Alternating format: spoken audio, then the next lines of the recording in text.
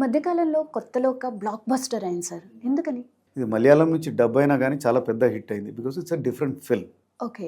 And making కూడా చాలా బాగుందన్నమాట. మలయాళం మూవీస్ జనరల్గా ఏదో కామెడీయో లేకపోతే థ్రిల్లర్సో వాళ్ళ కల్చర్ చుట్టూరా తిరుగుతూ ఉంటాయి. అండ్ కానీ ఇది ఫస్ట్ టైం ఒక సూపర్ న్యాచురల్ మూవీ ఒకటి తీశారనమాట. సో మనకు ఇంగ్లీష్లో చాలా వస్తూ ఉంటాయి ఇట్లాంటి పిక్చర్స్ అన్ని, సూపర్ హీరో, సూపర్ న్యాచురల్ ఇలాంటి ఫిల్మ్స్ అన్ని. సో ఒక ఇండియన్ ఫిల్మ్ 30 crores తీసి ఇప్పటికే ఒక 250 crores దాకా అది కలెక్ట్ చేసింది.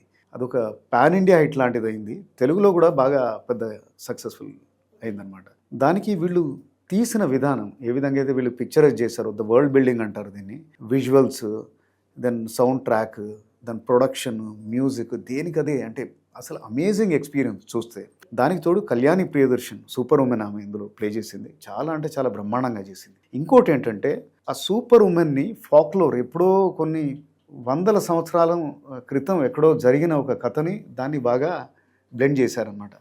మామూలు సూపర్ హీరో సినిమాలాగా కాకుండా ఈ సినిమాలో it is rooted to you know మన చుట్టూ జరుగుతున్నట్టుగా ఓవర్ ద టాప్ లేదనమాట. ఇది ఏదో బెంగళూరులో ఎక్కడో మారుమూల మన పక్కన ఏదో జరుగుతుంది అలా అని తీశారనమాట. ఓకే.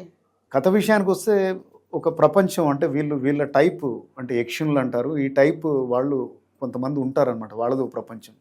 కాస్త ఇది వోల్వరైన్ సినిమాకి సిమిలర్గా ఉంటుంది. దల్కర్ సల్మాన్ ప్రొడ్యూస్ చేశాడు, ఆయన 6th ప్రొడక్షన్ అనుకుంటా, ఆయన కూడా యాక్ట్ చేశాడు ఈ సినిమాలో. సో అమేజింగ్ విజువల్ ఎక్స్పీరియన్స్, అందుకే ఈ సినిమా ఇంత పెద్దగా హిట్ అయింది. రైట్.